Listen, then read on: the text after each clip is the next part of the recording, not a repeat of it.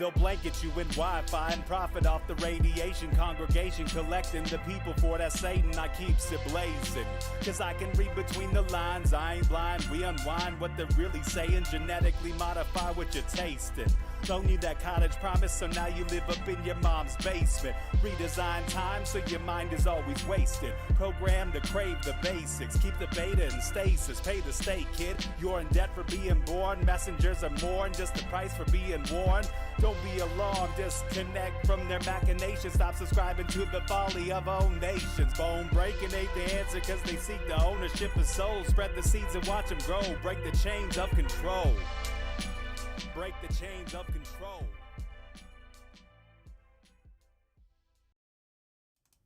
So we, eternal balance of all that is good, true, and beautiful friends, you are all the rogue warriors out there that keep me coming back to host Rogue Ways with some of the coolest people in the entire world. And tonight we get to hang out with the eclectic math magician, the inspired philosopher, the prolific writer, the beautiful musician, the host of his own badass show, the off-grid farmer, and the all-around kick-ass ruler of gematria and decoding esotericism, the great Marty Leeds. Marty, how are you doing today? Is Hawaii heaven or is it hell today?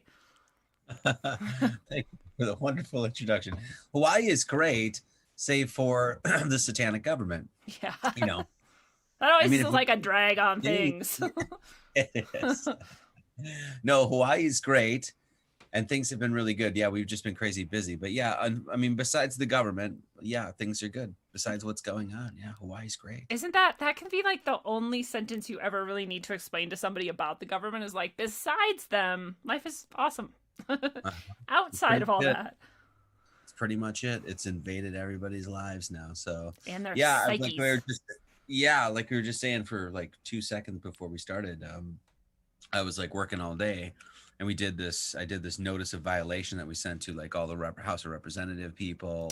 Nice. And something that a PDF that people could basically print out, give to their employees and businesses. So basically a list of all the laws had been violated, whether that's Constitution, Hawaiian Constitution, international law, Nuremberg trial, OSHA law, basically just basic civil rights stuff, explaining the whole sort of situation, and then setting up a foundation for people that, they just want to start, kind of going, and not going after them, but, getting a resolve to this situation, because people know. People know what's up. There's enough people that do know what's up. It seems like it's more and more now. It's like hard for people to miss, and that's really hopeful for me that people are seeming to wake up to it more and more. And then people's next question is, well, what do we do? So that's awesome that you have this. Is this something that you can share with the group here that people can go access somewhere? Because we can modify it for our own states, right? Yeah, basically what I did, it's basically just something that you can hand to anybody, and it's meant to like try to get your attention right away, because it's like a notice of violation. It's like, look, these are violations of, this is, and people are liable for when there's a violation. It's no different than when you rape somebody or you steal from somebody or something. A criminal act has been done, against you. So that's basically what it's all about. You can download it at martyleeds33.com. But so I did it so it's very peaceful. It's not like aggressive in any sort of way, but it's very firm. And then I also sort of a template that you could go and if you in your state, you could basically use it as a form to sort of go in with your own laws and give that. That's awesome. That's really cool. I'm glad people have access to that. I hope everyone goes and grabs it. I want to remember to grab it and start using it myself. And before we jump into things further, I want to remind everybody to go to rogue.locals.com to join the crew. I'm trying to exit Facebook and all the other mega tech operations, but still keep this online community that we've created, which I think is a really beautiful thing. And so if you want to stay connected to that, that is the place to do it. That's where I'm going to be putting my efforts and unique content and all of that stuff. So go be a supporter there if you can afford that. $2 a month is cheap, I think. So I think most of you who have found value here can share that value back and go join the community. Keep it going. And people who become a supporter right now have a special treat that they can take advantage of. That's a $35 to $75 value for free. So go check it out at rogue.locals.com. And Marty, the pointless question of the episode, as always, I wanted to ask you today what your favorite thing is about chickens. My rooster. Macaque. Of course. That's my favorite thing about chickens. I don't care about the other chickens. I just call them the birds, whatever. But no, the rooster's got just so much personality. He's a great bird. So yeah, and the eggs. Yes. I don't know. Can I give two answers? Oh yeah. So. Yeah. You can have more than one favorite for No, sure. Pete is such a great bird, and so we're hoping to get more roosters from him because he's getting old. But he's huge. He's a freaking enormous bird. Well, I thought roosters were usually smaller too, right? Yeah, he's big. Wow. Like he's like what's that? Not Yosemite Sam. What's the Foghorn Leghorn. Yeah, Foghorn Leghorn. There you go. Yeah. He's like that. That's what he reminds me of. So anyway. That's awesome. I love my chickens today. Decided to venture back into the house. Like every once in a while we'll have the door open and they'll be there and they'll be like, what's in there? Like, I think I remember that because when they were babies, we raised them inside actually. And so today they like put a few steps in and like looked around and it was the cutest and it was hilarious. I just love how curious they are and they're so weird and silly. So our Tommy the Pete, our big cock, he was sick for a while. So for like a week, Jennifer was in, we have this outdoor sort of kitchen, right? It's like in our shed. And so she was feeding him and like, giving him electrolytes and VetRx and all this shit, right? For like a week and, finally got better, right? And then like after we like put him back and stuff, like the next day we come in and he's like sitting at our table. He's like, I'm ready. Ready to feed me. I was like, no, this is not your kitchen, dude. He's like, dude, I'm royalty now. You're still a chicken, man. I love it. Yeah, I'm sure people out there are like, gross. She let chickens in her house. But like, seriously, they just came onto the floor mat. It's not a big deal. And they're the cutest in the world. So I'm kind of a chicken nut, by the way, if people didn't know that yet. I'm probably going to do an episode sooner or later that's like just about my chickens because I'm ridiculous. But back to less happy things. Do you think that it is even possible to have an election that would be somehow fair and where votes were actually counted and like the will of the people were somehow followed? Do you think that's realistic or do you think that it's always going to have these problems? Well, the bigger a government gets, the more it's just so far away from actual freedom and liberty and people's choices and stuff like that. So I think in a local sense, yes.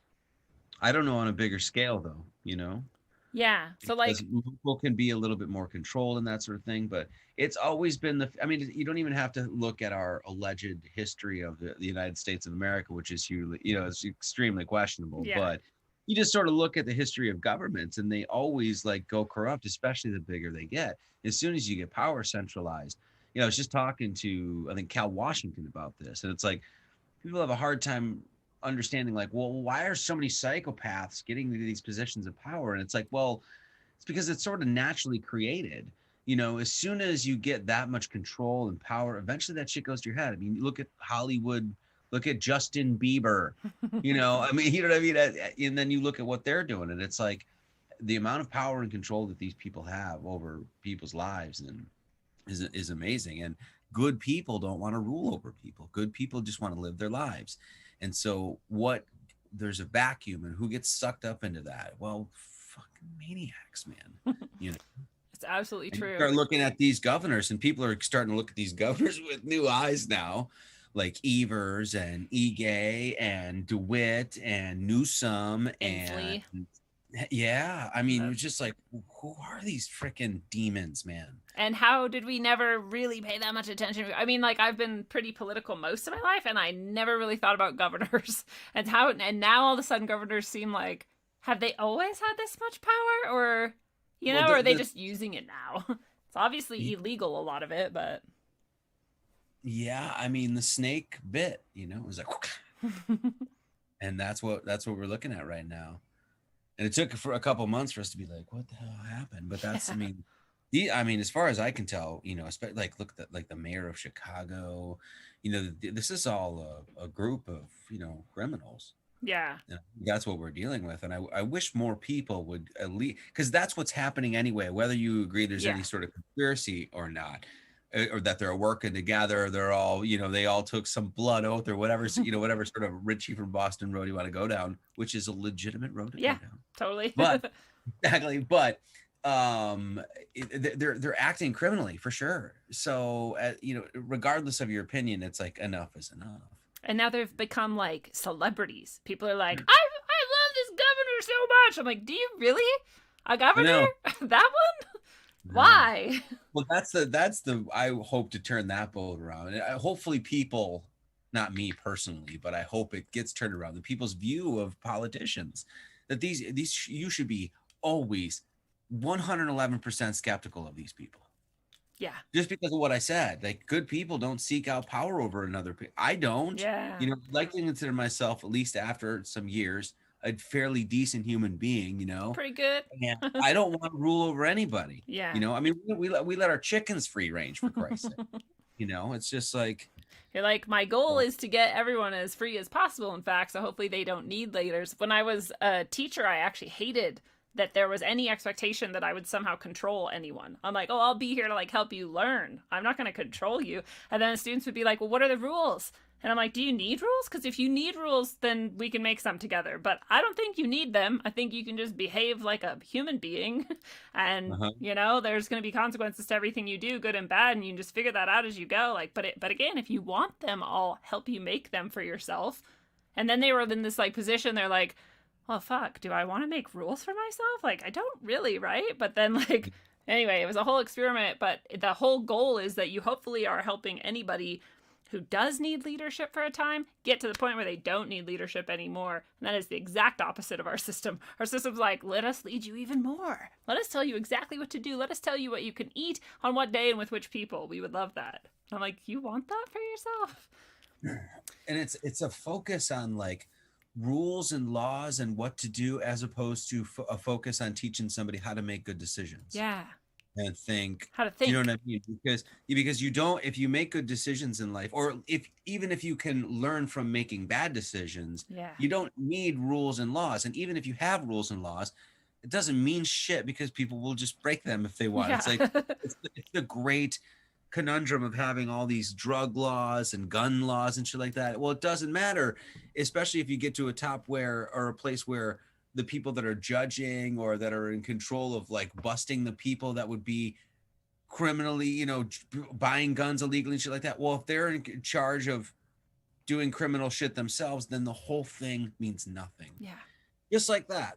And so it's all about teaching people, well, I mean, it's basics, but like morality and, you know, care and compassion and making good decisions and learning from your mistakes and all these basic thinking things ahead and that make us human, you know.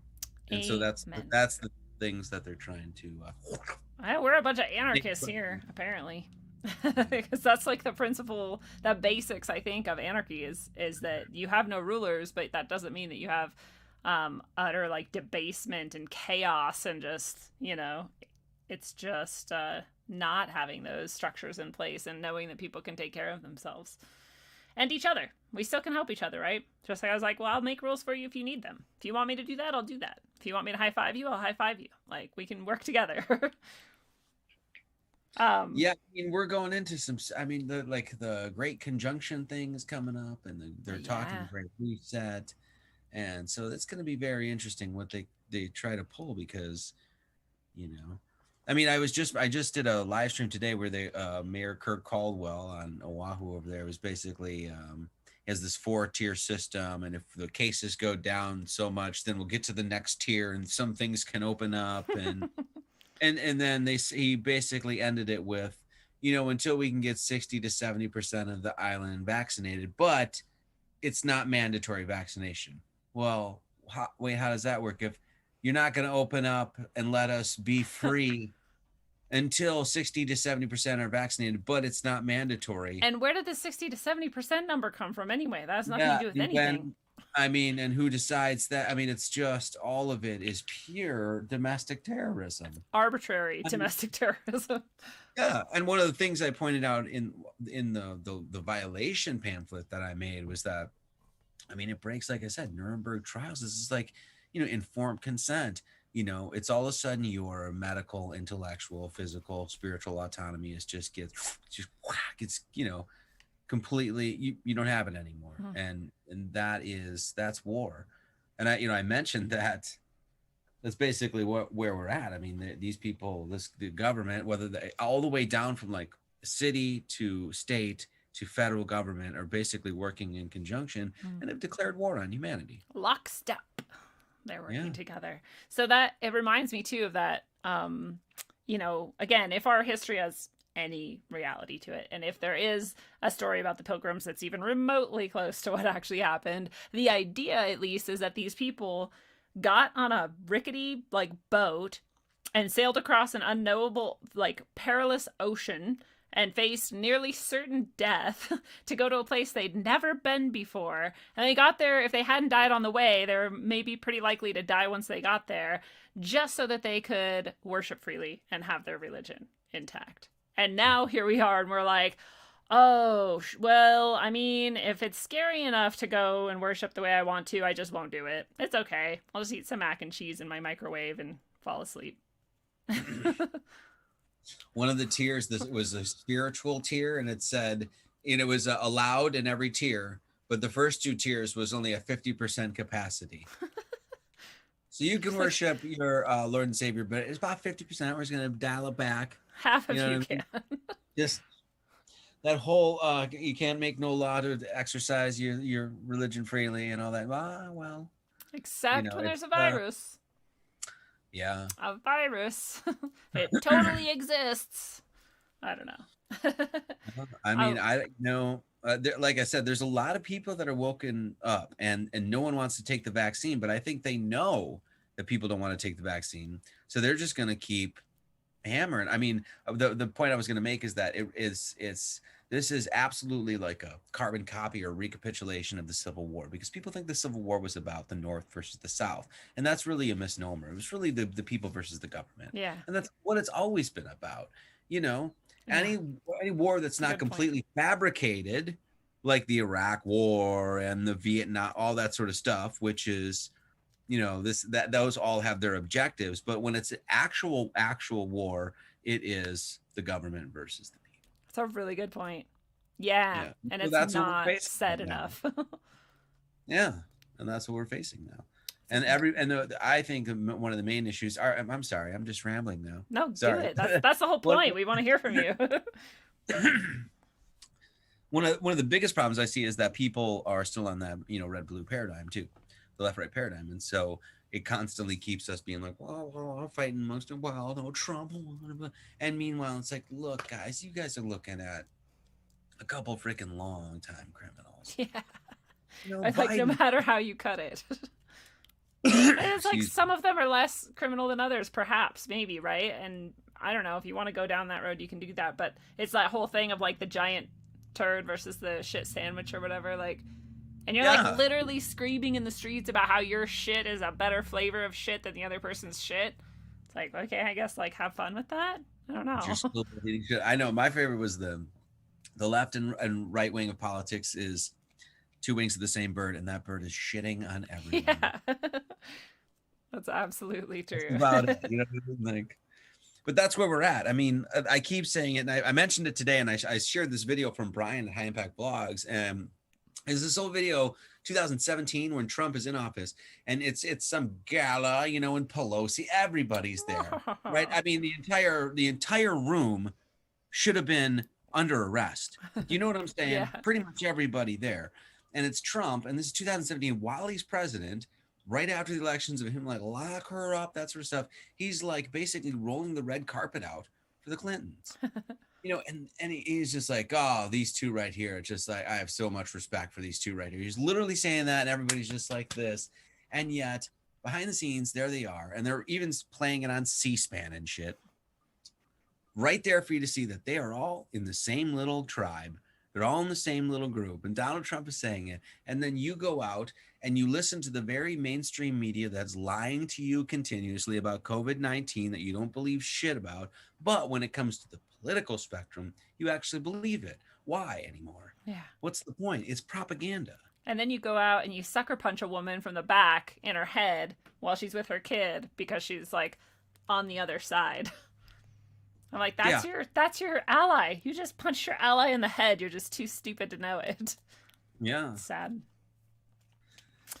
Well, I just can't fall for the divide and conquer thing, and I don't know where it's gonna, where this is gonna lead. So Well, the latest is that they're saying that the only reason that there's anybody who would question or like refuse taking the vaccine is because they don't trust Trump, and it came out under Trump. So like that's all going to be placed into this left-right paradigm as well. And then like you were saying in Hawaii, if they're doing that, like 60% of you have to be vaccinated before we get any cookies or whatever. Like now you're going to have this social pressure of people who are like, are you vaccinated? No, we'll go fucking get vaccinated. I want to open up my pet store or whatever. And it's like, now your communities are going to be, which is way more effective, I think, than the government being like, you have to do it.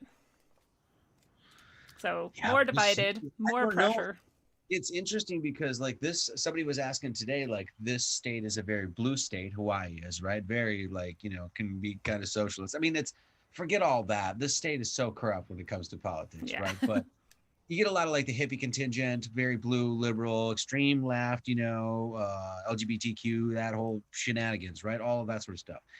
But you also find that a lot of those people are extremely anti-vax. Ooh, yeah, like that's true. They don't believe it a lot. They still believe we went to the frickin' moon and and that's, chemtrails are not real and, whatever. Bill Gates is a good guy or whatever, but I'm not taking any vax. Because I know that there's stuff in it that I don't like. They're like that hippie. Yeah. Like super crazy, natural health, that kind of thing. So that's very interesting. There's a very strong anti-vax sentiment, not very many pro. I was actually mentioning too that Jennifer, my wife, was on they did some sort of Facebook Live seminar thing about the state rollout for the vaccine, right? And there was a bunch of people on there, and she was only on for like 45 minutes, and I don't think she maybe commented once or something like that, but all the comments that she saw, like 1,500, were all anti. Wow. Like, this is nonsense. Why the heck are you doing this? No one's dying, blah, blah, blah. This is fudge. You're not. And the people that were running the seminar never answered to anybody. They never answered to any of the people. So you have your representatives are really rulers not answering to any of the people with all of these crazy legitimate questions, the censorship. It's all clear as day. So lots and lots of people see it. That's awesome. That is so hopeful. I don't think the government gives a shit. I know. I don't think they do either. But it's just so interesting because, you brought up the Great Reset, and the Great Reset, all of a sudden people noticed it, and it's been like months that I think a lot of us have been talking about it and pointing at it. And finally, like the masses noticed. I don't know if that's controlled or not. Like we could go down that road. But in the meantime, all these people noticed it was like trending on Twitter. All these people who hadn't done videos on it before were doing videos on it. People were learning about it. And now all of a sudden they are saying they deleted the videos off the World Economic Forum site and channels and whatever that talked about it openly and explained what it was. They just were like, nope, those are gone now. And now they're like, this is a far right-wing conspiracy. Like they had a podcast with like Grover on. Yeah. No, it's not. It's left and right. It's people who see that you have been saying this for at least a year and publishing documents about it, and heads of state are talking about it. Justin Trudeau or whatever just was talking about it. We have all of that still. But it's interesting that I wonder, like, is that how bad their plans are sort of possibly crumbling, that they have to like backtrack and be like, oh shit, they don't like the Great Reset. We have to like hide it better, or like push it back or something. I don't know.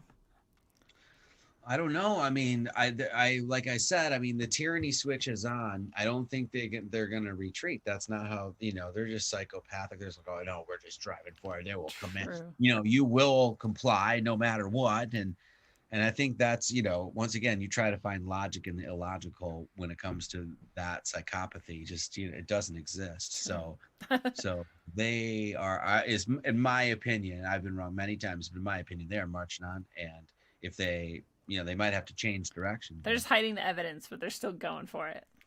Well, it's full on chaos. They're like I said, it's all, I made the point. It's like anti-Christ, meaning anti-logos, meaning anti-logic. Yeah. So they fed us everything illogical, and they're trying to say, eat it up, cattle, suck it up, and they're just going to keep doing that and keep doing that and keep doing that until everybody just sort of loses their mind, falls apart, and they're all fighting in the streets. And it's like, oh, Donald Trump and oh, it's Biden or whatever it is, I don't know how much this connects to what you're saying, but that idea that they're like forcing the illogical on you, and like there's something in there where they like seem to like need you or want you to accept it somehow, or like signal your agreement. And I think that's what the masks are about. and a lot of other things that happen. But this is a minor thing, but you know, on YouTube now, when you play a video sometimes and it's like, this might have things in it that some people don't like, are you sure you want to do it? And you're like, yeah, that's why I fucking clicked on it. Like, I want to do it.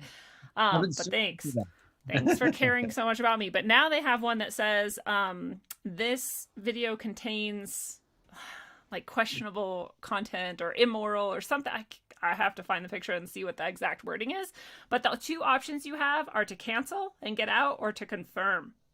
So you're like agreeing, like, yep, it has immoral things in it, and I'm watching anyway, I confirm. And I'm like, this is like forcing on some level this acceptance, you know, which is like, not you want to have the option to just say like, fuck you, continue, not confirm, not agree, just get out of my face and let me do what I want.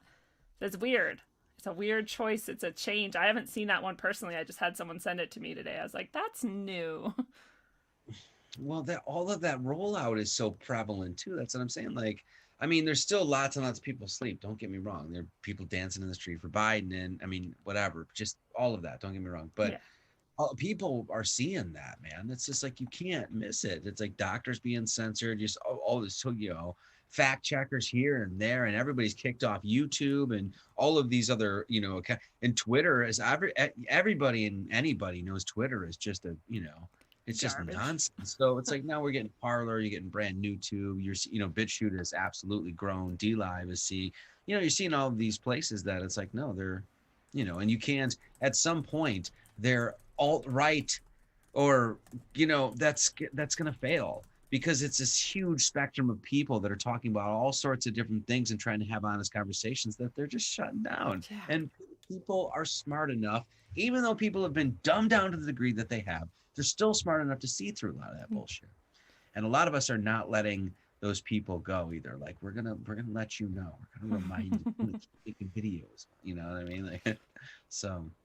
It made me sad because Reese, not that long ago in my household, at least my family, you know, household, it's no longer acceptable to discuss social or political ideas, which our whole lives we've done that, and just openly, and we don't always agree, and it's fine. And then at some point it became unacceptable. And so I was thinking the other day, aside from all the reasons why that I think that's unfortunate, and I think any kind of censorship is not cool, I was like, oh, this also ensures that any of us that did have separate ideas will never be exposed to the other idea, because you build your little bubble and you're in your little walls, like, nobody could tell me things. And it's just sad there are people who have cut themselves off from hearing anything but what they already thought and what they already think. And that's sad. But I do have a lot of hope for all of the swaths of people who have woken up and been like, what is going on? Like, you know, another friend of mine had these kids be like, oh my God, have you heard of this thing? It's like the Great Reset. And, you know, my friend was like, well, yeah, I mean, it's just a new name for like the same thing we've been talking about for decades. They're like, you've known about this for decades? Like, yeah, a lot of people have. The whole like New World Order thing we kept talking about, and you were all like, crazy conspiracy theorists. No, it's like hearing shit. It's just, it's like right here. Yeah. What do you... Well, it sucks to even be like vindicated in any sort of sense. Yeah. It's like, yeah, I told you. No, it's not like I wanted to tell you. I wanted to be like, no, it's going to be all roses and angel farts and stuff. But no, it's obviously not, you know. It's very, yeah. Yeah, it's exactly. You're like, I wish I could just die being actually crazy, and like none of this was ever real, but that doesn't seem like it's gonna happen. Sorry, everybody. But what do you think about them signaling over and over again this dark winter idea? And have you heard of that? And have you thought about that before? Yeah, I mean, they've been talking about it for months and months and months. Yeah. You know, I mean, they've been on the news, and they've, you know, so. And like, I mean, that exact phrasing, you're like, this is very specific. It is. It reminds you of like Dark Ages.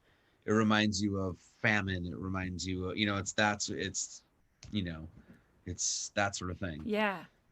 When you put all the things together, it's like, yeah, you even talk about great conjunctions, solar, you know, minimum or whatever, you know, the food supply. Obviously, I don't know if you know, I've talked to Ice Age Farmer and his channel, you know, covering a lot of that stuff. Yeah, I mean, I think that they're going to make an attack, possibly shut down. You know, who knows? Who knows? You don't want to project any of that. Yeah. But we also know what we're dealing with now, right? Like I said, when this thing first hit, the way I said it was like, that thing that we had been searching for, that we had smelled for a long time, and it was the vapors of that serpent that we know has been slithering around. COVID-19 was that serpent going like this, and I was like, here I am, bitches. You know what I mean? We all get to see the beast, you know? Yeah. And that's it. And now we see it's true. You don't want to project it, and you don't want to scare people, and you don't want to like bring it into existence by focusing on it. And I at least back in whenever that was, whatever month it was, that I was like, oh, are they actually gonna like try and shut down the food supply chains? Like that's interestingly fast. And they didn't. But so I'm like, well, we could just be seeing it, and it could also still not happen. We know they would like to, and who knows when. But yeah, it's definitely, there's a lot of indication that that's coming. And I know you are in a pretty good situation where you have a lot of nourishment around you that you can, maybe you're not like fully 100% self-sustaining, but you definitely have a really good start and a really good option to stay alive through it all. But a lot of people aren't in that situation, and yet I do think a lot of people could survive it a lot easier than they think. And I think that part of the key to that is getting obviously like long lasting dry goods, but also learning about fasting. Fasting is actually something that most of us could do really well to do anyway. And that sort of thing can give you the opportunity to do it in a very healthy way and not feel so like deprived and lost and hopeless and whatever. You're actually like still in control of your calorie intake. Have you thought about any other ways that people might be able to get through something like that, or what people should think about doing if that is what's coming? Oh man, there's so many things to say about that, because like, yeah, I mean, I think people like if there is any sort of like famine or whatever, like shut down the food supply and things like that, I think people are going to immediately miss all the things that they are used to getting, just like running the store, you know. And you get back to like eating how people have like eaten for years and, you know, generations and generations, you know, that sort of thing, like get right back down to basics. And I think it would be amazing if this brought on a rebirth, a renaissance, a regeneration. Would have to be foundationally spiritual, but is agrarian, is that the right word? I don't know. Agrarian would be living off of like farming and yes, right. Yeah. That lifestyle again in America, you know, just bring that back. You could make every city into, you know, you could grow so much food, you could network, you could, you know, all that sort of thing, if you got the psychopaths out of control, you know. And I think that there could be a huge movement towards that, like whatever Victory Gardens, that sort of thing, except on a new level. Yeah. But that's a little bit, I don't know. It's hopeful. It's something people can do. Anybody can go out right now in any patch of dirt and try to like grow some things. Start now, you know. People are like, I don't know how to garden though. You're like, well, no one does until they do it. You just have to do it. Like, try. Mm-hmm. You'll learn things as you go. Talk to other people who are doing it. Like, at least grow something. But you know, it's also not a bad idea to stock up on your dry goods. But well, that's the thing. We just like totally stocked up, and we've been basically stocking up or preparing for almost like, I would say over a year. Yeah, you guys really are kicking ass. I mean, as far as that, yeah, but it's like, then I think about it, it's like, this is how and I even said this to Jennifer just the other day. I was like, this is how I wanted to live. You know, I always like had this notion of like having a big freezer and having that stocked and just dry goods, and just, you know, like the next thing is trying to hunt. Like, yeah. I want to be able to hunt, and then, you know, so, but I mean, we just had a boar in our property. Really? Yeah, I know. And it's just like, all I have to do is just, you know, shoot it. Yeah. But we're not there yet. So at least I'm not there yet. So, and learn how to process the animal too. I always have wanted to take like a class on processing at least bunnies and chickens because they're so easy to raise, and especially rabbits are so like quick to reproduce, because that's my like backup plan. I don't really have hunting gear. But I could go trap a few rabbits. They're everywhere here, and just keep them in a little cage and watch the food become abundant. I know people are like not looking forward to anything like that, but I'm just like, this is just, you know, I've been thinking like you about this for most of my life. I'm like, it'd be rad to be able to like know that you have food and water and not depend on a grid or a system or a source for that outside of yourself.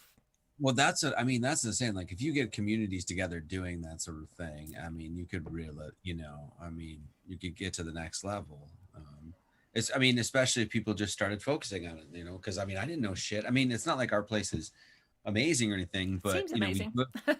well, I mean, we've worked hard on it. Like we're exhausted. In fact, these next 2 days, like I get a couple of days off, and it's been like, I mean, I'm still writing and stuff, but because it's just been nonstop freaking work. But you know, we've learned so much, and we've got food growing, and you know, it's cool. I mean, yeah. And your chickens actually lay eggs, and mine don't.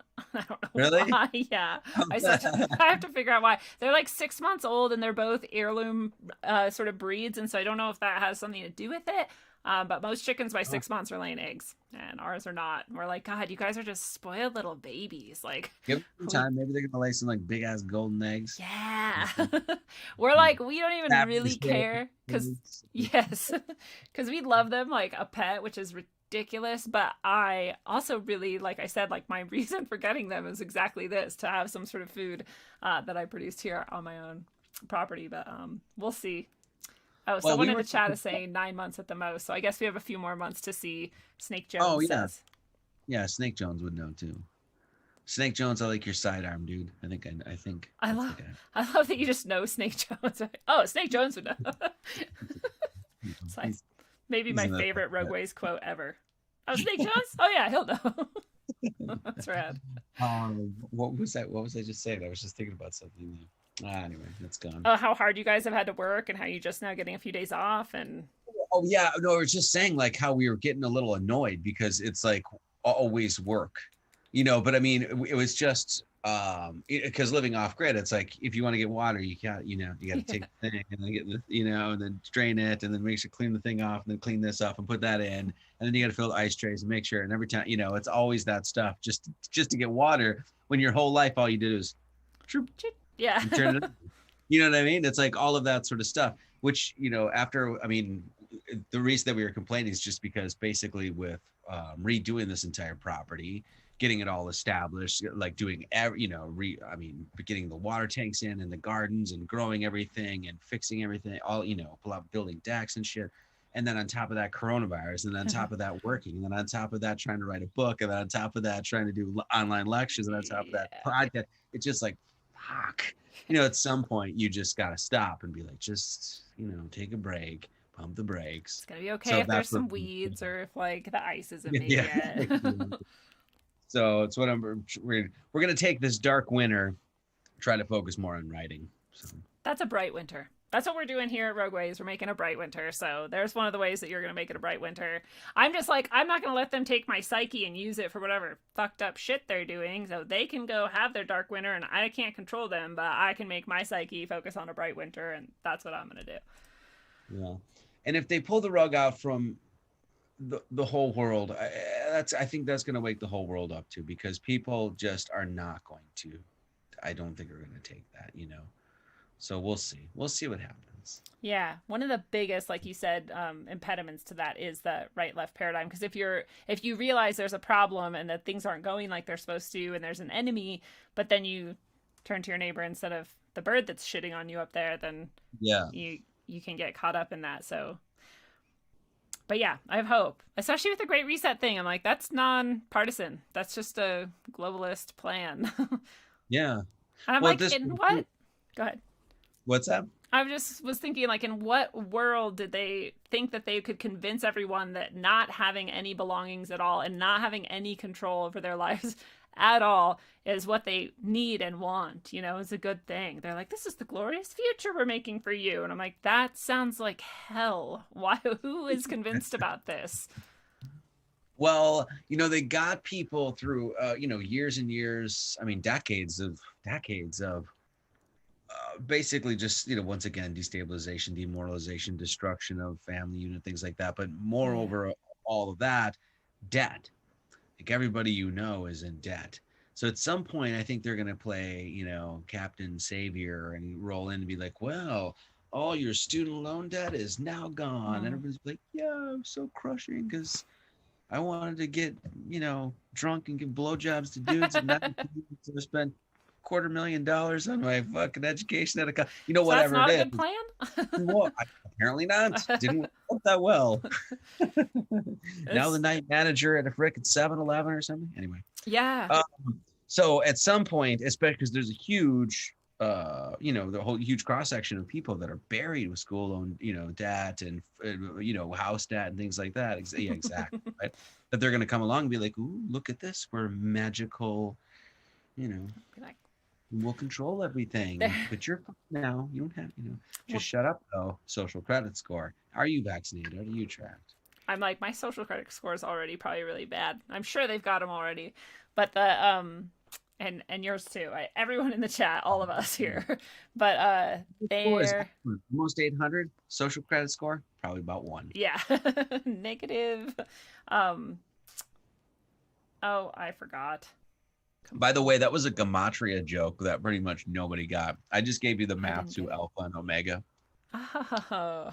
Greek is omega, which is 800, and alpha is 1. That's awesome. Yeah, no, I never would have caught that. But I love it. These are the little whatever. That's my world. Anyway. Oh, the debt forgiveness possibility is something that it was a while ago. I think it was still during coronavirus, or maybe it was last fall. But like the Nisara Gasara thing got bigger, which I don't know if you've heard about or thought about those things too. I forget what it even stands for. It's like National Economic Cessation. I don't remember, but basically it's this magical thing that Saint Germain at some point like started a bank account with the Templars or something, and now it's like 10 trillion billion million dollars, and it can forgive the debt of the whole world, and all of us can be saved by this magical Saint Germain money as long as we sign this document. That sounds really cool. It's like, I will use my life for the benefit of myself and others, and I will blah blah blah, all these good hippie happy things. And then the last one is like, and I will commit to this eternally or something. And you're like, eternally? Like my soul? Or like, is this contract for my soul? Is this like what? So I don't know how much any of that has had any actual like documentation or factual background, you know, but I just heard about it. It was like a QAnon thing, I think. And they said first it would roll out in the United States, and that's the national Nisara part. And then it would be global, and that's the Gesara. So whatever the other acronyms stand for. Anyway, so that idea, they're going to offer your debt cessation and money for the rest of your life. You'll never have to work again in the traditional sense of work, but you have to agree to all these things and sign this document. Somebody's saying here it's Saint Germain Jackson. Is that? No, that's just a joke. Is Jermaine Jackson? Isn't that one of the Jacksons? Nixon 5. I think it is the dad. His dad or one of the brothers. Anyway, no, I haven't heard of that, but that sounds like something that they would pull. That sounds like something they would pull. That's why I was like, the secret bank, and it's gonna save everybody.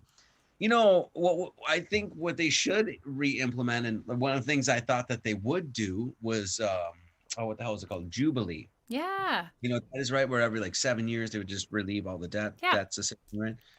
And that sort of thing, which I think is like honestly a good thing, because it actually protects from people from ever, you know, being enslaved in debt.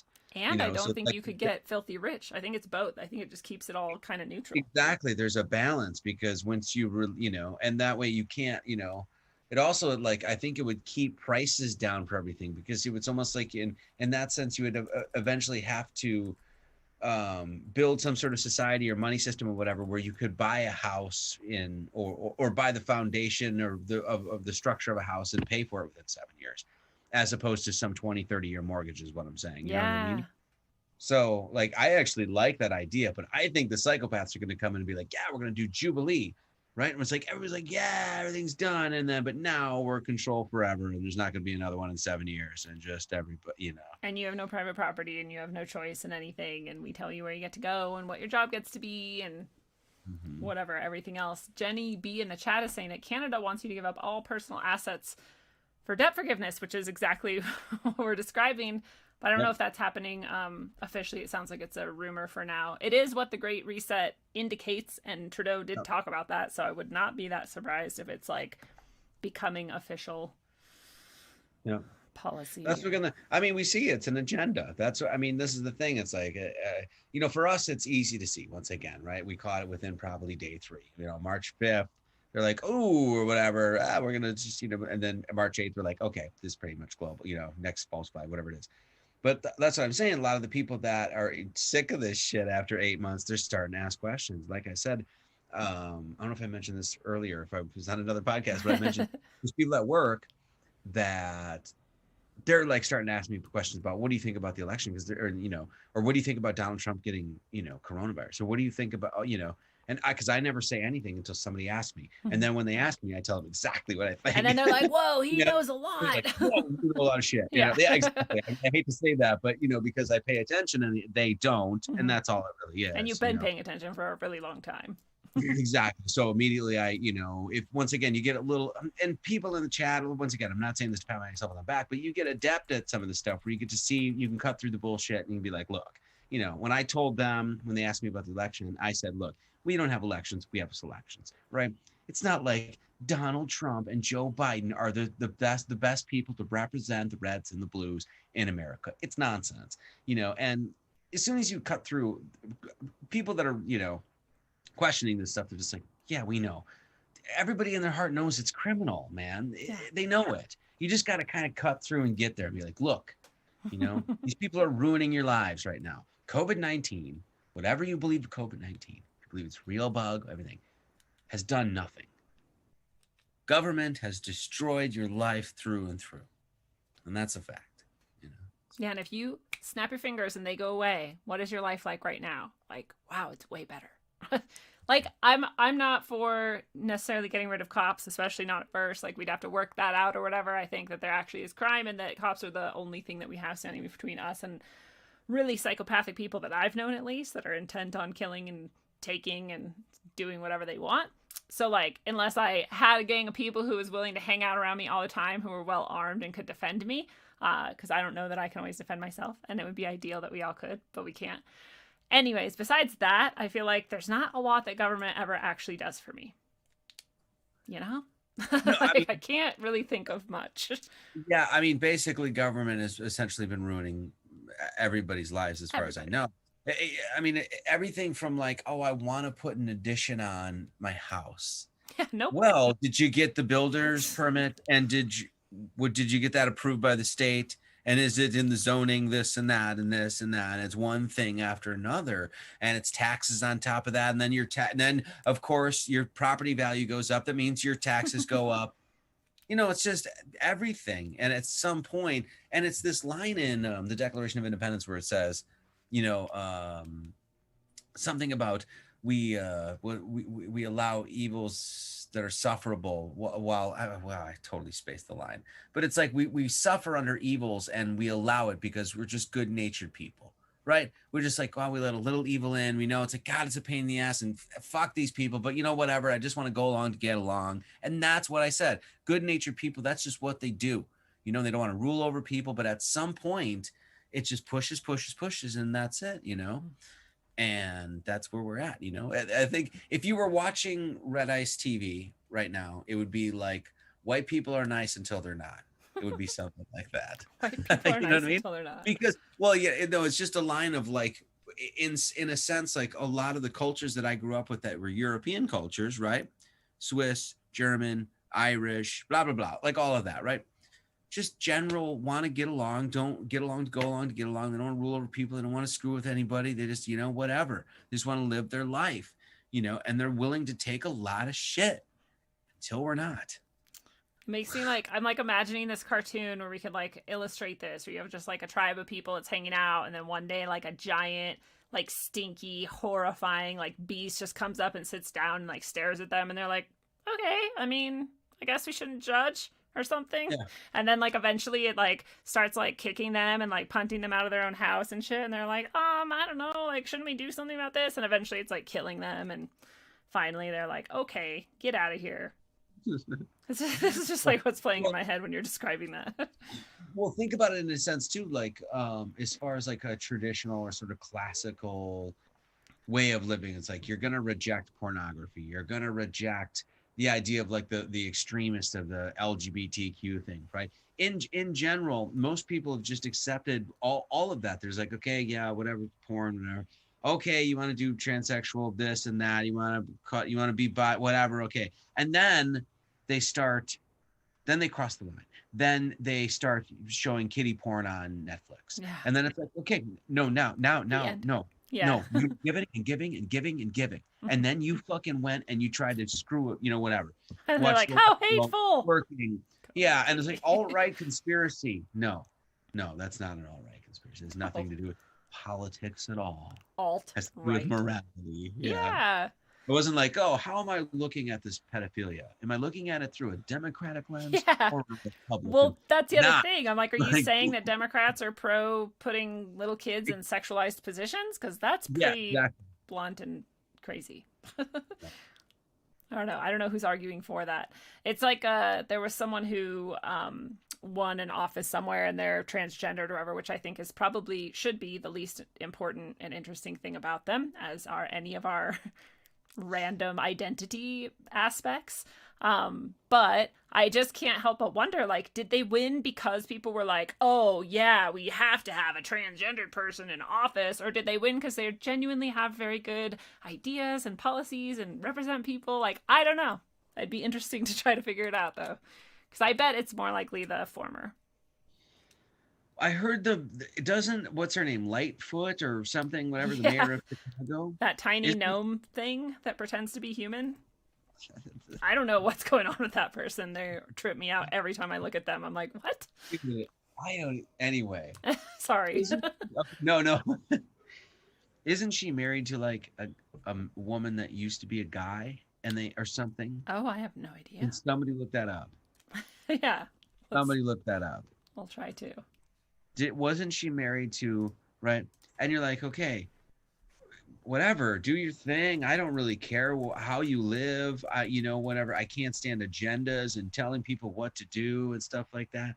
But if that comes at me and says, you got to accept the New World Order and you can't have Thanksgiving and shut your mouth and wear a diaper, that's where it's like, okay, now that you cross the line, you freaking demon. I mean, and you have every right to see her, whatever it is, for what she is. And that's a terrorist. It's a terrorist. Yeah. You cross the line. Yeah. You're literally, that's what I've been wondering too. I'm like, at what point are we going to realize that a lot of these people who are pushing for various agendas are literally practicing the exact definition of terrorism, which is to use, force and coercion to obtain a political end. Social objective, yeah. I can't get to the article that's going to tell me who is behind a paywall. Sorry. I didn't make you do like clerical work or anything. No, now I want to know. There's some pictures of this person that I'm like, okay. And there's others where I'm like, do you just give up on life at some point? Or like, are you going to shower someday? I don't know what's going on. I'm kind of an asshole. I admit it, but I just don't get this human. Black female, openly gay mayor. I don't know if it's going to say anything about the husband. All right. You guys in the chat, if you know, let us know. No, they're not listening to us. They're like, whatever. They're like knitting and getting ready for the bright winter. There's an outbreak of hemorrhagic fever in Bolivia, I think, and it kills 5 out of 7 people that it infects or that it come in contact with it. And that's a pretty high death rate. And it's a horribly torturous type of death to die from hemorrhagic fever. Like all of your organs are hemorrhaging and bleeding and leaking and you have this very high fever and then you die. And I'm bringing this up because they say, this outbreak is happening and people are dying, but it's okay. It's not going to affect us because it only travels person to person through bodily fluids. And I'm like, is that not like what you're saying about COVID? Like, is that not the exact same thing you're saying about the one that's not killing almost anyone ever? But here's one that actually verifiably kills 5 out of 7 people that it infects. That's way more. That's crazier. It's a horrible one. Like, nobody cares about that one. Okay. I'm just amazed that they can just keep the narrative going. I'm like, I mean, mainly it's because I just think a lot of people don't want to speak up, or they just don't want to, they're still trying to see where it's going or something. I don't know, but I don't know when people's pensions get pulled or the lights go off or things like that, I mean, if those, I don't know. I don't know what to say about it. Yeah. I don't want to project anymore either. I know. Because we've been presenting so much doom, like, look what's going on. And then we just sit there in this mind, and I don't want to do that. Yeah. So I agree with you. bright winter. Bright Fuck the dark one. Yes, spread it to everywhere. I'm like, if we're all doing this and we all have that in our mind instead of the dark winter, then I think that that's at least less energy that they get for whatever magical bullshit they're trying to pull off with this alignment and everything else that's going on. And yeah, speaking of that, what are some things that you do to keep yourself sort of in that mentality that you're not going to give up and this isn't, you know, the end of the world, even if it kind of is? Like, you know, what are the things you do to keep positive? Not at the expense of reality, but just to keep yourself going and sane. You're assuming that I do that. I am. You seem like a very happy guy. Actually, I am. I mean, don't get me wrong. You know, somebody just asked me today. I just talked to this woman named Laurel Austin, and she has like 5 children, something like that, and like 4 of them are on autism spectrum. She thinks it's vaccines and things like that, and so I'm gonna have her on and all that sort of stuff. And so, and she asked me like, oh yeah, like how do you like keep going or whatever, something. And I was like, well, I don't really have a choice. Like I sort of just decided that, not decided. I feel like it's kind of a calling thing or whatever. Like I have to do what I have to do, and that's just the kind of way it is. My wife completely understands it. She understood it as soon as we met. This is what my life is. And I was just talking to Cal Washington about this as well, about how it feels like the creator sort of gives you in your life an archetype of where he actually wants you to go or whatever. Yeah. And you're sort of just stumbling around in the darkness like an idiot most of the time. But once you get on that, then puzzle pieces just sort of start getting handed to you. Things become a little bit easier. There's a flow, that sort of thing. And so I've recognized that flow state for quite a while, but that doesn't mean that I don't get pissed off, because my Lord, I do. Mm-hmm. So, cause and I can't, mainly because I can't stand injustices. So, but, I always have to stay inspired, which means I'm just always doing something. Like I said, the best way for me to stay inspired is just to always keep, there's, I got 4 burners on, something's always going. If I just finished the rice, I'm putting on another thing, and I'm like, okay, well, but it's basically that, just always keeping something in the books, whether that's a new song or a new lecture or a new interview or get started the next book or working on the next project outside or whatever it is. Yeah, I relate a lot. And I know people probably say it to you and they say it to me. They're like, how do you do all this? Or like, why do you do all this? Or like, do you ever stop? And I'm like, actually, I do. Like, I play video games too. And I like, sit around in my yard with my chickens doing literally nothing but watching them because I'm a weirdo. And I'm not literally always doing something, but I, like you, feel like I have the energy, I have the desire. There are things that I enjoy. It's not like I'm torturing myself, but I'm kind of feel like I have been or am called to do a lot of the things that I'm doing, and I feel like there's a purpose to them. And even if there wasn't a purpose to them outside of myself, I am very fulfilled by them, and so I enjoy it. But also more so that idea that you're saying where you're creating, I think people underestimate how that can really like pull you back into yourself and the moment in a very positive way, no matter what it is. Whether it's like, I'm going to make a really good meal today that I really enjoy, or I'm going to draw a silly picture for my friend and send it to them in the mail just to say hello, or, just anything like that. It can be so small or it can be huge, write a book or make a masterpiece or whatever. But any of those things is like, reminds you like, this is like why we're alive. Like we can do things and we can create. That's an amazing skill, actually. It's an amazing ability.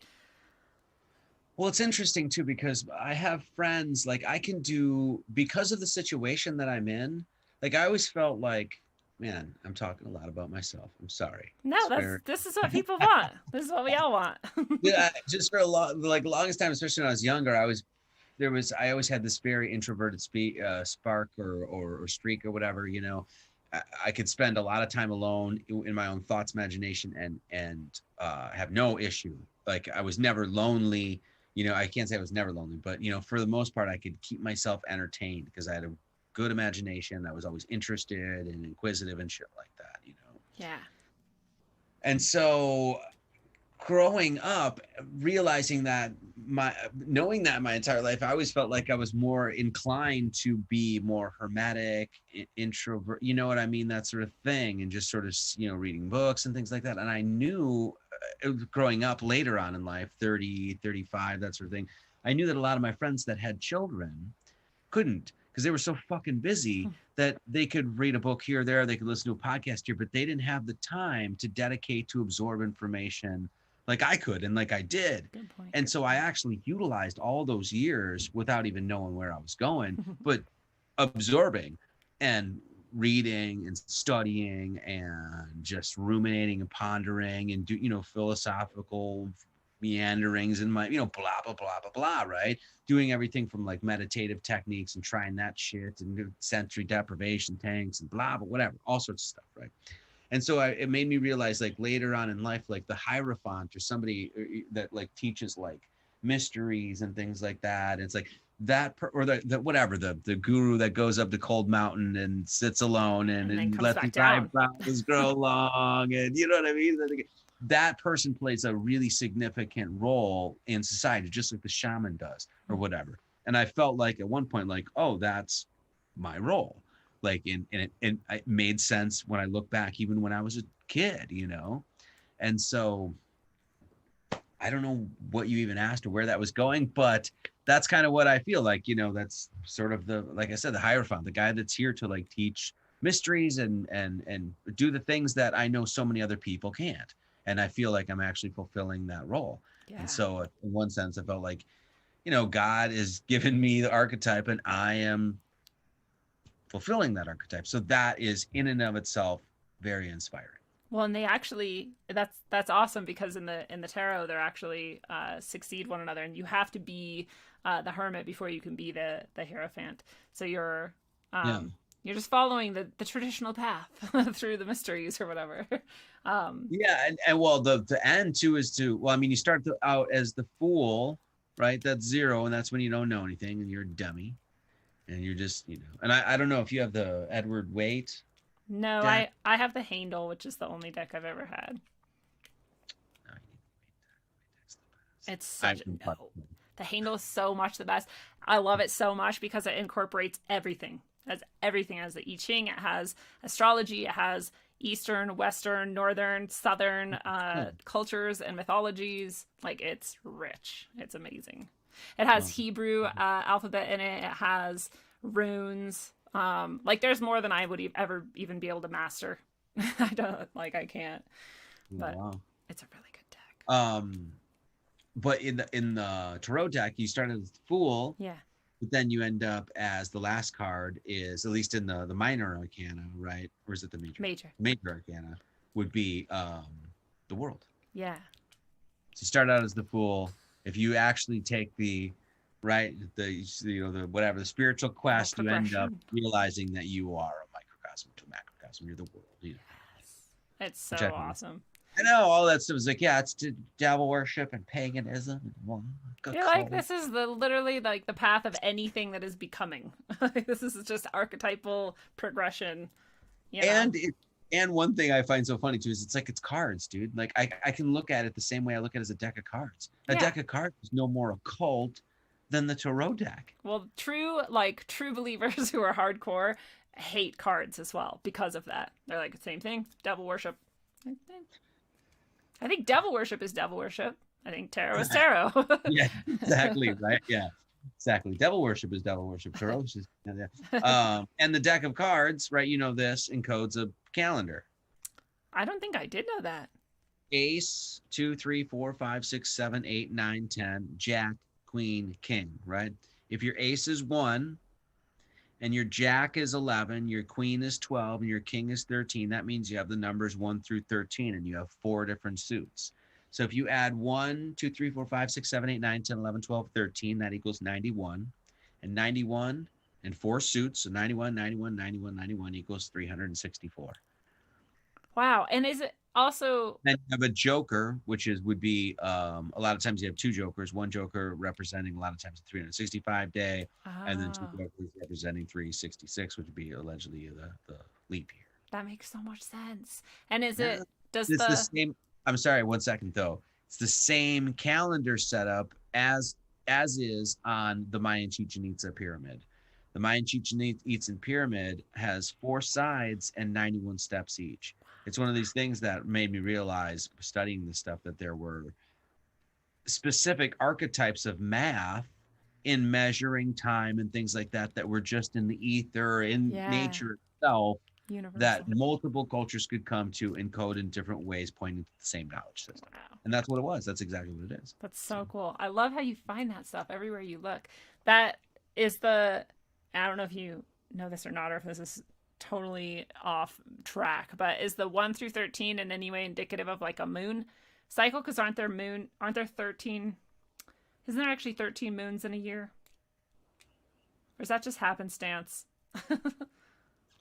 Well, so if you like, because there's different ways to map the month, right? And different cultures did, but so there's the sidereal lunar month, which is 27.3 days. And then there's the synodic lunar month, which is 29.53 days. Oh, that's a big difference. And so then you can map those two. And synodic would just be like I think it's new moon to full moon to full moon, or new moon to new moon would be 29 basically 29 and a half days, right? Oh, and one doesn't count the final return. Yeah, so it's like a transition here, because it's that, the sun, this is what's so interesting. It shows you the work of opposites in creation too, because the sun is, and the moon is, who the fuck knows? Yeah. Like, what is the moon doing? What phase is it in? Is it like, is, what I mean? Is it waning, waxing, gibbous, crescent? Where is it? When is it going to rise? You have no idea. The sun, 24 hours. 24 hours, So it's like you get pattern and, order and chaos or something. But the 13 months, to get back to your question, 13 months would be based on 28 days. So 13 times 28 is 364. And the number 28 is on your hands, as you know. I don't know if you know the 14 phalanges here and 14 phalanges on your other hand. Oh, yeah. So 1, 2, 3, 4, 5, 6, 7, 8, 9, 10, 11, 12, 13, and 14. Huh. And 14 times 2 is 28. So 28 times 13 is 364. The same calendar that's on Mayan Chichen Itza, mapped in a different way. Same calendar that's in the deck of cards. That's so cool. So I love that. Like all the 28, which is interesting because you're mapping a month. Month comes from month, right? And you're mapping with whole numbers, a luminary that you can't really map with whole numbers, but you have to, because you ultimately map time in whole numbers. You never map time in like, oh, this month is going to be 29.4 days. Yeah. And then we're going to have this extra 0.6 days. It doesn't work that way. It's all based on the sun, so you map whole numbers. So the 28-day calendar, which is used across the world, was based on a whole number approximate of both the sidereal and the synodic month. So 27.3 and 29.53, your closest approximate whole number is 28, which is right on your hands and your feet. Same pattern. Yeah. It's so amazing that as above, so below can be applied almost anywhere, that we can find these patterns almost anywhere, and that it really like shows that the, we want to call it creation or whatever you want to call it, the plan, the design, like whatever this is beyond, because those are just the things we can like notice, but you have to like assume that then beyond that are things that we may never even get to the point where we comprehend like how exquisitely beautiful it is, that all of this can be true at the same time and still seem to allow for randomness and, chaos to some extent. Like, that's amazing. It's the in a philosophical pursuit, why numbers? I mean, number one, philosophical, the word philosophical is phi, philosophy is phi and phi, and that's refers to math. Oh yeah. That's the ratios. So once again, if you're going to do philosophy, you better end up at math at some point, right? But when you look at what I always thought about it was so interesting about the philosophy of math is that here you have something that works within nature, animate, inanimate objects. You see it as above and so below, just you see it as above and so below in the human being too. 28 phalanges up here, 28 down there, sort of thing, right? And it's all, a lot of the stuff like counting to 28 or counting 13, pretty fucking easy, right? Pretty simple stuff. Yet from that simplicity derives the complexities of nature of which we could possibly never fathom. Yeah. this is what people will say a lot of times, like, oh, if you think you can understand everything through math, it's like, no, I'm telling you can't. Yeah. But what you can understand is the simplicity from which the complexity derives. I think, And that's what polymaths have always done, I think it takes a certain level of genius to like love something so much, understand something so much, and then also admit like, oh, this is totally imperfect actually. Maybe imperfect isn't the right word, but what you just said. No, like, I know what you're getting at, though. It's like, and the world is way too complex for us to understand. And I always said, in a sense, that if you could, it's like asking to understand God. Okay, which means if you had to try to understand God, you would have to somehow step outside the boundaries of God, the creator or whatever, and then look at it and be like, how did you work? That's an impossibility. And any philosophical, at some point you have to get to an edge, and you realize that edge is just manufactured in your head, and there is no edge to God. So there's no way you could possibly stand outside. And if you could, you would ultimately be absorbed by its higher power. You'd be it.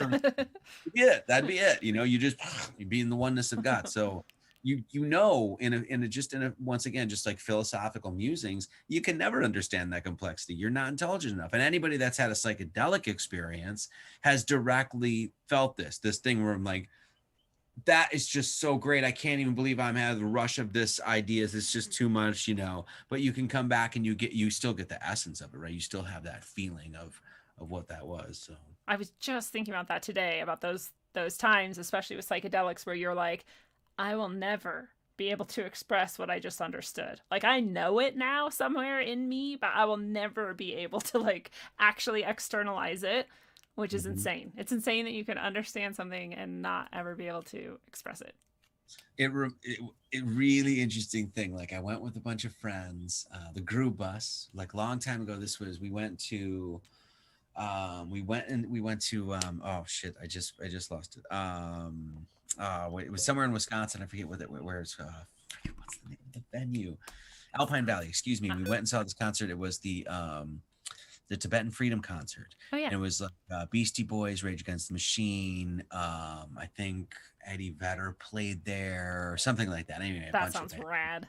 Yeah, it was, and we were young, really young. I don't remember how old I was, right? But just stupid, acting like idiot kids and shit, drinking, freaking Jägermeister and all this other stuff. Anyway, that night we stayed at some like cabin and whatever, and I took a bunch of mushrooms, right? And I was young. This is long before I'd have thought about God or numbers or any of that sort of stuff, right?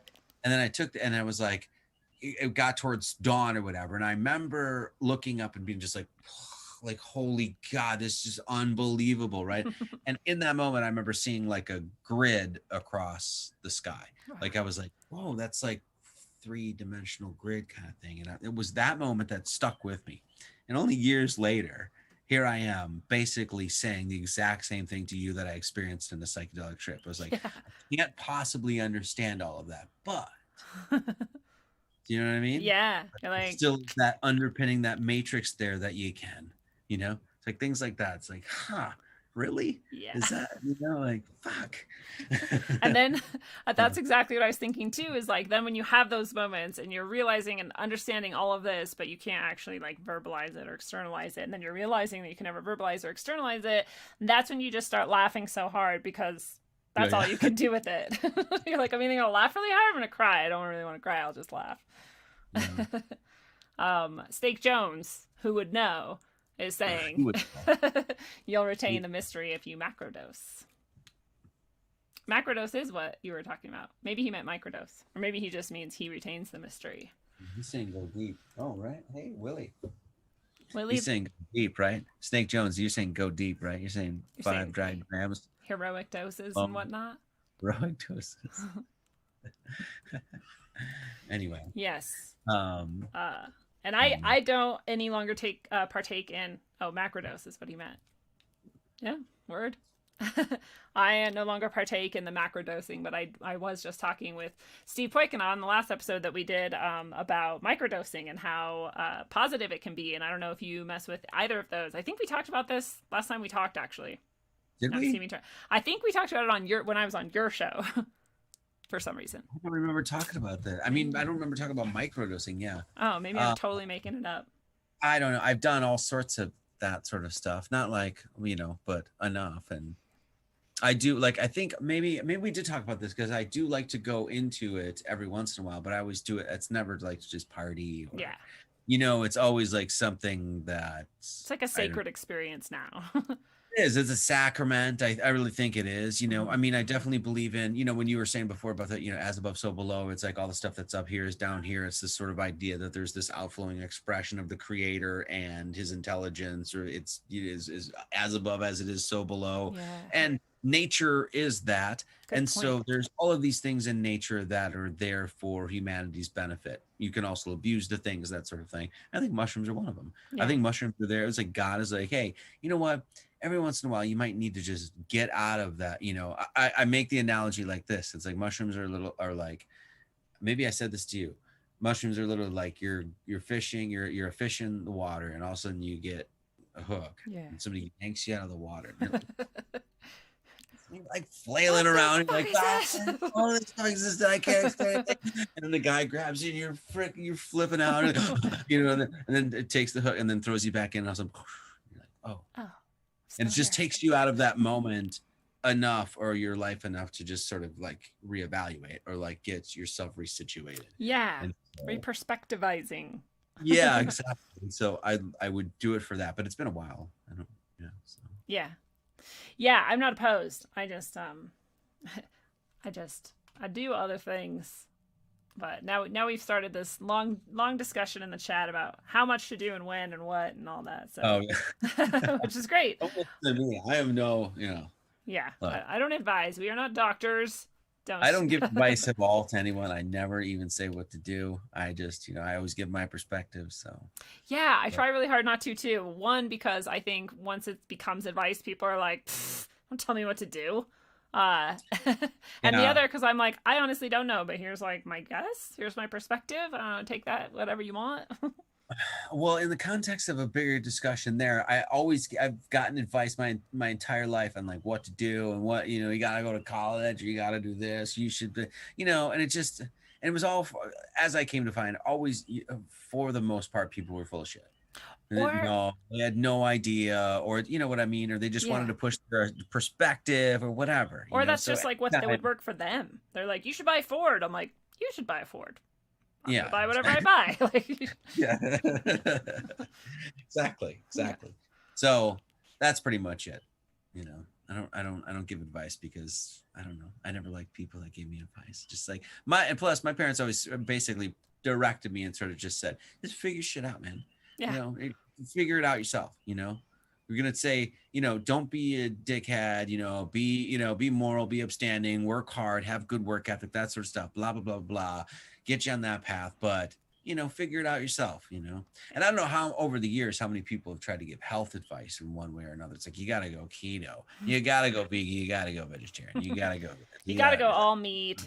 Yeah, you gotta go. You gotta go no meat. You gotta, you gotta exercise here. Oh, you gotta get to the gym. It's like again and again and again and again, and it's just like, I don't know. At some point, when you see those sorts of people, I think you realize, like, I think you can be healthy in all sorts of ways if you're that focused on health. Yeah, true. You know what I mean? If your mindset is always like, I'm gonna be healthy and I'm gonna do all this and this stuff works for me, and then you promote that, it's like, well, that works for you because you're just so focused on health. Of course you're going to be healthy. And then you compare yourself to somebody that's just like, I just kind of, eat cheeseburgers and shit like that.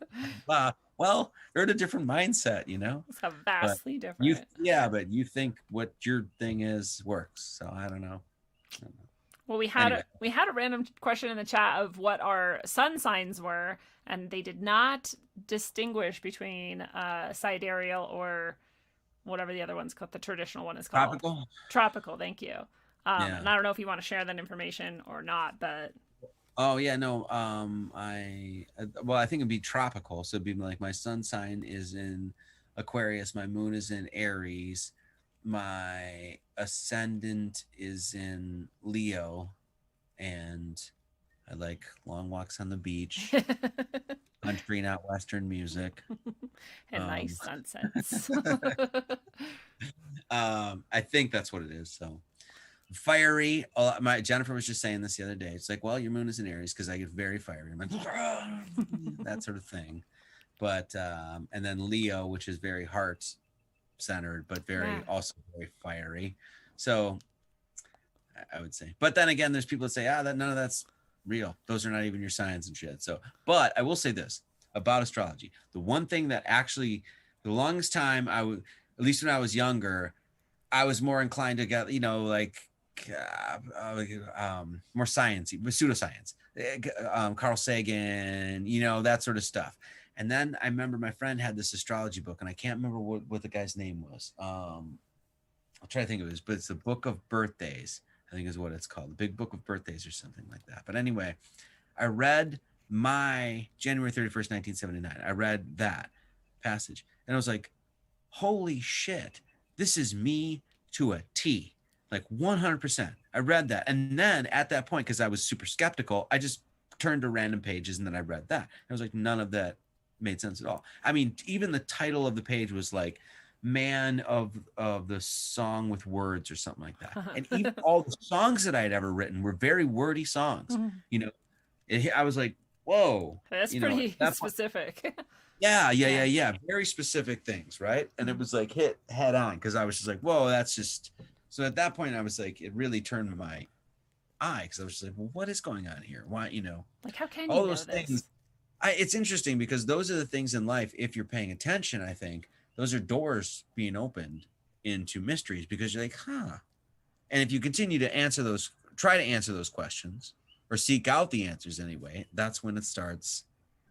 Do you know what I mean? Together. Yeah, no, totally. Yeah. I'm in direct agreement. In fact, most of the things you've described, I'm like, me too.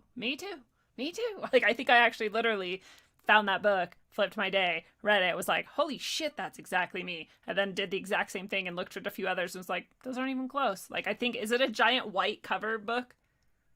It's almost like a Bible. Blue cover, but yeah, I guess but it was similar. It was at least a day by day one instead of like the month by month one.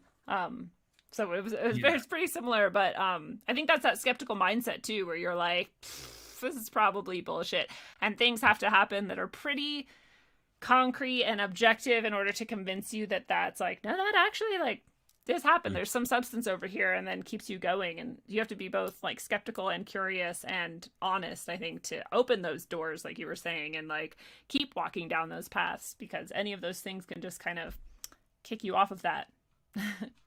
The door doesn't open.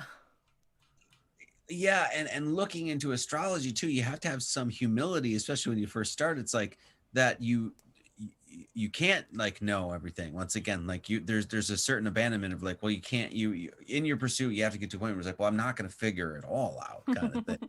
There's a lot of that to astrology, right? But then you realize, or at least I did, like looking into it, like, because it's so foundational and so ubiquitous. Astrology is practiced everywhere. And so at some point you just gotta be like, well, what's going on here? Like, what is this? Yeah. So, and that's been an amazing, crazy journey. So yeah, and it has so many layers to it. And I'm really not great with astrology either. Like I barely keep up. But, and the whole sidereal thing threw me through a loop. But then I looked at that and I was like, this is actually more accurate even than my tropical chart ever was. Like the tropical chart, I was like, yeah, that's pretty good. And then the sidereal one, I was like, holy shit, that's even better. Like, how is that? But then really?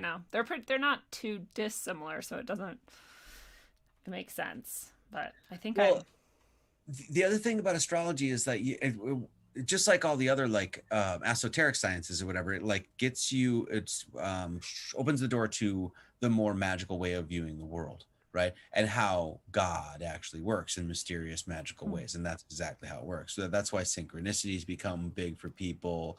Time prompt phenomenons, that'll become big for people. They'll see 1111, 333, blah, blah, blah, blah, blah, So astrology kind of shows the magic of the world. And one of the things I was thinking of is like I was born January 31st, 1979. I sort of became the pie guy, right? Like I just pursued pie all these years, since I was like, 30 or whatever, started researching a lot of this shit.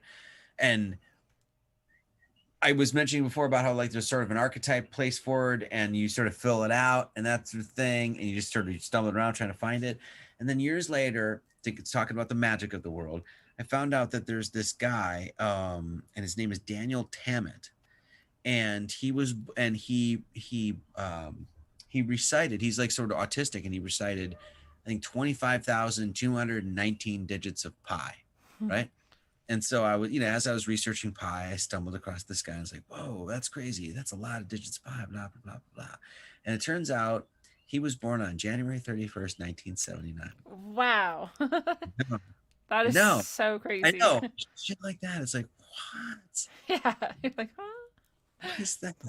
You know what I mean? Because it's like, that's what I mean. Like, if you're looking at it and you're stuck into a mindset of like you just Carl Sagan, then you'd be like, well, it's just coincidence.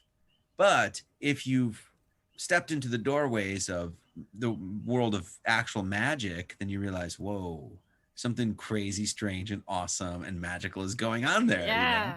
And you remember when I saw that, I just was like, what? Like, how is it I ended up and this guy's the same birthday? And anyway, that is the shit that I live for. I love those times and those days. This is also it reminds you that you have that all of this can also be, like we were saying, like you can pick it up or you can drop it. You can follow the path and open the door, or you can not. And like part of that is your mindset and what you're allowing yourself to believe. So if someone else had that same experience and they did not believe in any way that the world was an interesting or magical place at all, and they'd just be like, meh, whatever, it's a coincidence, and they'd like move on or whatever, and who knows what they'd miss because of that. And it just reminded me of this episode of something that I watched with a guy who's like an NLP like programmer guy. I don't know, whatever. I don't necessarily trust NLP people, but he has this show. He's pretty amazing. And he did this whole thing where he was like, we're going to purposely put sort of like, lucky occurrences in people's paths and see what happens. And there were people who like believed in luck and they were like doing the things to like make good things happen. And they would like find the stuff that they had put in their path, like a $20 bill on the road right in front of them, or like a whatever, all these random things like that. And then there was a guy who's like, no, life is just hard and stupid. And like, he doesn't believe in anything. And like, why would I worry about luck or whatever? And he would literally walk right by the $20 bill or totally ignore this thing or miss this opportunity, and the other people who really believed in it wouldn't. So it's like, it is literally, you're creating your reality in a large part based on like the perspective that you're going to give yourself and what you're going to choose to allow in and not. It's totally true. I think that's probably 100%. Yeah. I mean, when you think about it in that context too, like, that is a representation of like what they're doing to us now, of like always trying to make you feel like you're not going to find the $20. I just mentioned today there's that no hope. Yeah, it's just dark. It's just dark winter. It's like, and that is exactly what it is. Psychological war.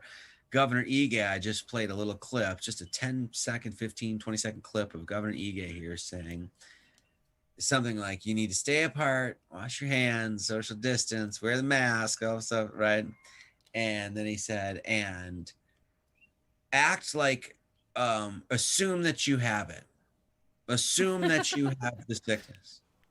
And I thought that was the most appalling thing of the whole thing, because it was like, you're actually directing somebody to assume that they're sick.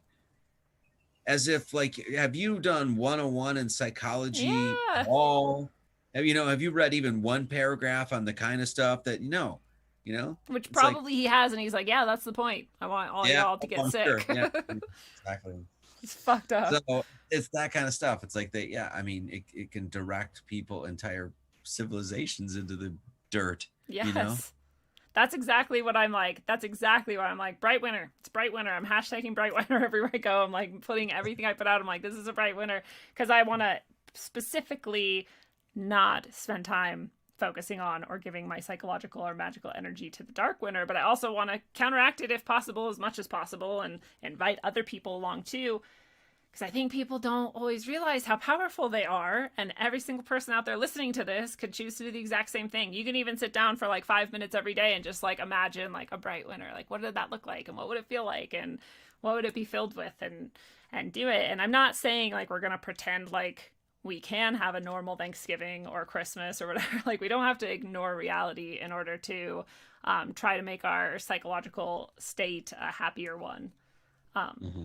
In my opinion. So getting back to that, are there any like practices that you do that may or may not be of a spiritual nature that you could like share with people who are at any random ability level that might help them sort of get into mind states like that easier?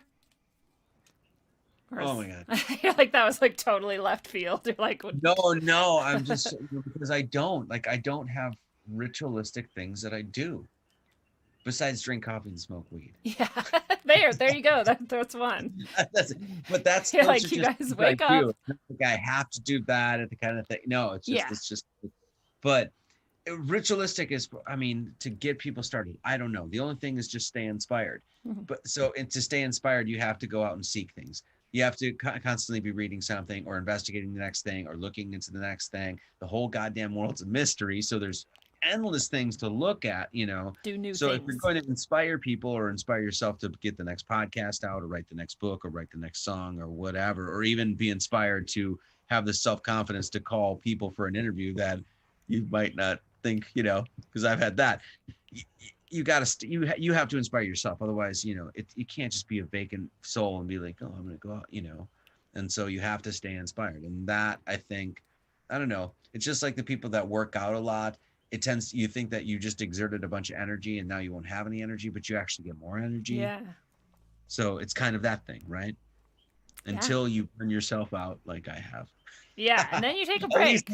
That has more to do with the Satanist, though, than not my actual schedule of creativity and things. So. Yeah. Well, and I like that you keep bringing it back. Like, you know, you mentioned earlier, like I get really angry sometimes, and like I get burnt out, and I need breaks too. And I like to be really real about that too, because I don't want people to think that or me at least, and you definitely are not pretending like, oh yeah, if you just like dream hard enough, everything will be perfect. Like, no, like things are going to be hard. People are going to die. I'm not saying, I just mean like in life in general, you know, everyone's going to die. Literally everyone's going to die, which is why you can actually go back and watch this episode that I did whenever the riots were first starting to break out, where I was like pissed off and I'm very angry. So I'm clearly not saying that everybody has to pretend that everything is rosy and positive. But yeah, it is. You do get burnt out sometimes, and I'm glad that you recognize it and that you're going to take a break.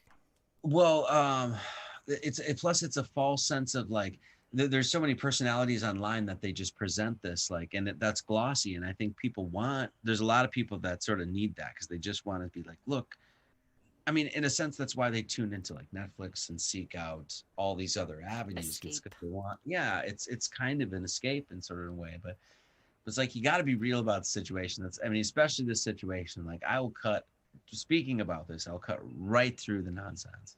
I mean, when I'm speaking about it, just cut, you know, right through, because I just don't have time and that sort of thing. So I forgot what was the point. Where was I going? Well, we were talking about like, do we have practices or anything that people can use to sort of keep centered or grounded, or just not flying away into the imagination of how dark it could get.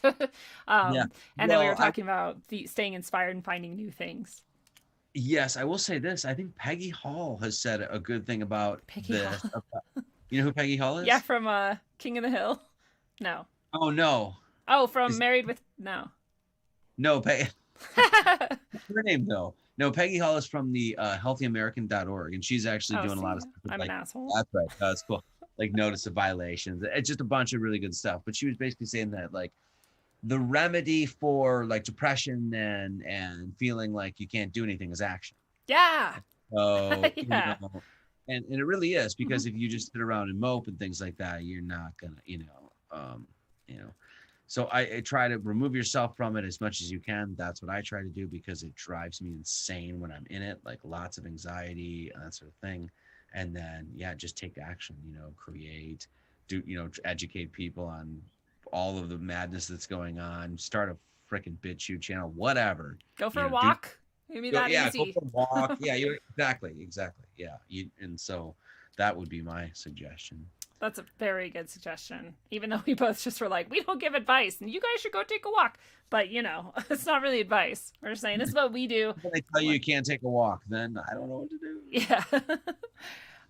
Well, do you have exciting things coming up? I know that you have exciting things coming up and that you sort of mentioned that you're working on something. I don't know if you want to tell us about that, or anybody who you might have on your show soon. Or anything else that might be Yes, cool? I'm having Laurel Austin on the show, I think, next week, and then I'm supposed to have Robert Cassar on the show as well. And then, well, yeah, I just did the notice of violation today, sent that out. That's up on the website. Did 2 videos today on that. Did a live stream on that today, just basically talking about how we're in World War III. Yeah. So, but always have stuff going as far as like lectures and things. But then, yeah, I'm working on my next book. And yeah, and that's, I don't know when. It's gonna take a while because it's probably gonna be a little bit longer than I expected, but it is going to be awesome. I think it's going to be awesome. Can you tell us anything about it? Yeah, it's called Lord Jesus Christ. Yeah. And the whole book is actually, every chapter is about Lord Jesus Christ, but basically looking at, how do you say this? Like all the science that has been crafted and encrypted, like encoded in the name, both in English and in Greek, and all the stories that encode things, everything. So every chapter, every verse, every freaking line is about that. So, and what I'm trying to do is go through, and I think I'm going to be very successful at it actually, is go through all of the, because, sorry, I don't mean to keep rambling here, but no, I love it. Christ is the logos, right? And so one of the things I'm doing is basically taking every ology, like a biology and whatever, all of these different ologies, mythology and horology and all these different ologies, and viewing every single one of those topics or subjects or sciences through Christ. That's awesome. Yeah. So, and when I set up the next book, I didn't realize I was going to do that. Right. So I set up the next book and I'm like, okay, I want to try to explain as many like different like sciences or cover as many different subjects as I can, and really go through with a fine tooth comb. Do no more exploration, do more like, here's concrete ideas that are 100% verifiable. Anybody can find this, blah, blah, blah, blah, blah. Right. And do that. And the more and more I started like, combing through, I was like, holy shit, I could explain all this through. Yeah. So anyway, so that's what I'm doing. That's very exciting. It's already sketched out, but it's just a matter of writing, which takes a long time. And like we were talking about, the hardest thing is getting time. The time that's like a chunk of time. Yeah, where you're not bothered. You can just get in the zone. You're just firing away. You don't have chickens coming at your door and, the National Guard asking you for a PCR test and, that kind of thing.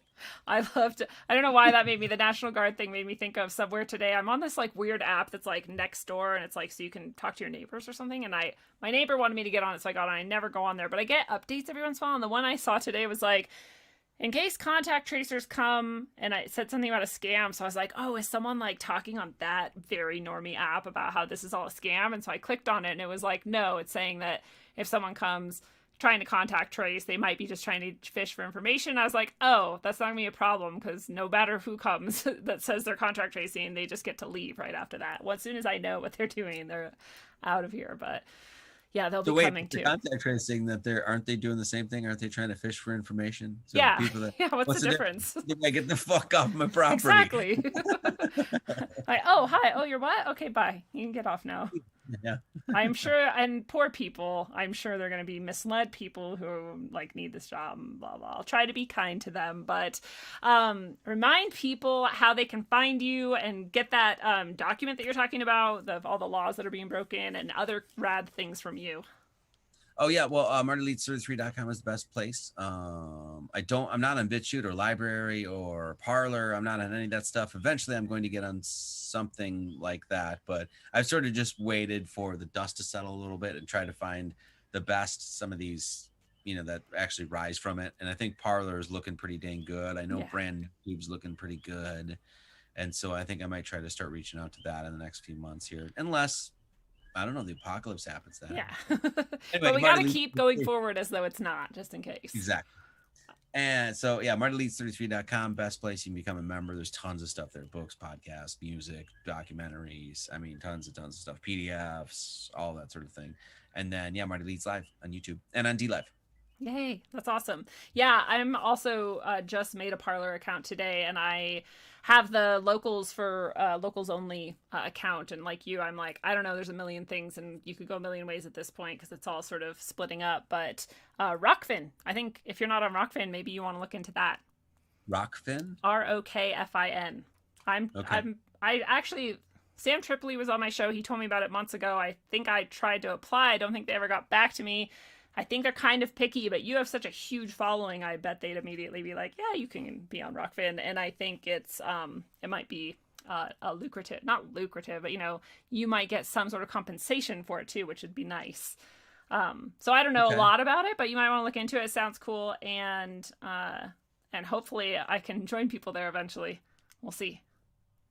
Need to get a hold of Sam Tripoli. I had a falling out with Sam Tripoli. I need to get back to him. I have some falling outs myself that, With Sam? No, not with Sam. Sorry, just in general, in our community at large. Yeah, it happens. It happens. But I don't have hate for the guy. But no, my lord, some of the Hollywood shit pissed me off, man. Some of those people. Anyway, I don't want to get into that. I should call Sam. Anyway. Yeah, you should. That'd be fun. Well, what are your final thoughts that you want to leave people with as we head deeper into this bright winter? Get right with God. And yeah, don't try, just don't lose your mind. And I mean, no matter what, there's so many people on our side. We really have to keep reminding ourselves that there's so many people that are on our side. And so don't think you're like, some lost person out there, because so many people are calling bullshit. This could end up being a really, really good thing. That's very true, because there's a huge illusion, and once that's gone, who knows what's actually there. And if it's not in your lifetime and you see tyranny and destruction and genocide, well, guess what? That won't last either. And you have to die at some point anyway. Yeah. And you might as well die on the right side of history. Amen. I love it. Fellow travelers of the path, it is a beautiful thing. This has been your analog, electric, concentric dose of wisdom according to the math magician, Marty Leeds. Marty, thank you as always for coming to Rogueways again. It's a pleasure to have you. And thank you for sharing your infinite energy with us. Thank you so much. And we'll do it again. It's always fun. Awesome. The source underlies literally everything. It does not judge good or bad. It simply and justly provides the matrix within which any will or intention can play out in the most delicately arranged and yet unbreakably intricate latticework of pure genius that no human will probably ever truly comprehend the undergirdings of. This source some call God, and some believe it is waiting to judge you. But it is only waiting for you to remember that you are it, and it is you, and that the closest conception we have to what it's all about is this, and that's love. It is all there is. Hopefully, more and more people are remembering that they contain infinite abundancies of this source energy, and that they are a portal for its entrance onto the scene. Open your hearts and let it flow. And until you master the art of returning to what you always knew you were, travel well, aim for balance, and always look inside first. Mwah. Yeah, come on, Rat Kings, baby. It's the rap machine. Yeah, check it. Great bearded pirate, my motherfucker unknown. Yeah, come on. In the place with my fist up, meaning I resist the bullshit that they feed us and lead us. This is just a part of the process, man. Just watch this, cause this shit's about to get crazy like a mosh pit. We lost it, toss it, let's start it again. Cause now with technology, with smarter men and women, this is the beginning, not the end. If this is the message of hope that I send, look on your TV, it's a culture of death. They'll keep on lying to the very last breath. We keep on striving and spreading the truth. It's hard to survive in this world for the youth. The door is closed, the old world is dead. Let's have an age of understanding instead. I'll include you and you include me. Let's see what we can build with some positivity. Let's go, you're moving too slow. Let me see your hands if you know what I know. Come on.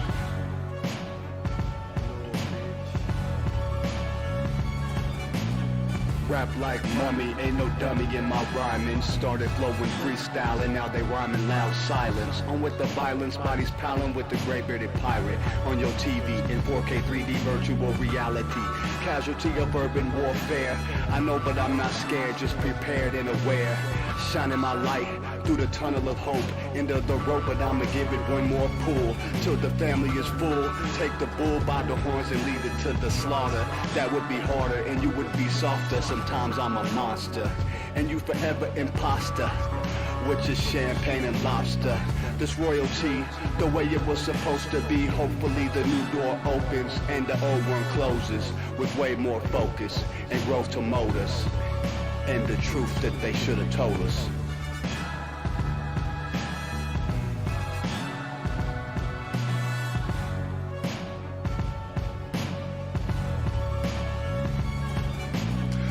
To them screens, it's a plot to drop the IQ. Fighting amongst each other over rulers that don't like you. Prefer us trapped in melancholy with the wood wands of holly. Suggestions that a flicker rate to camouflage the folly. Attempted mental robbery, executed sloppily. The paupers see this mockery and walk the talk with me. Put the hands up to touch the Akasha, cause you know deep down there's something bigger than your wallet. Everyone got a gift, everyone got a light. They want you to forget that ish, cause they can't dim the bright. The positive vibration takes you past the sign shackles, from the sewers and the alleys in the moving castles. Who these assholes really serving with an exposed Achilles surgeon around the corner lurking to prove ascension trumps perversion? Learn them to catch fish and unplug the signal. Show them the simpletons now build the fucking temples.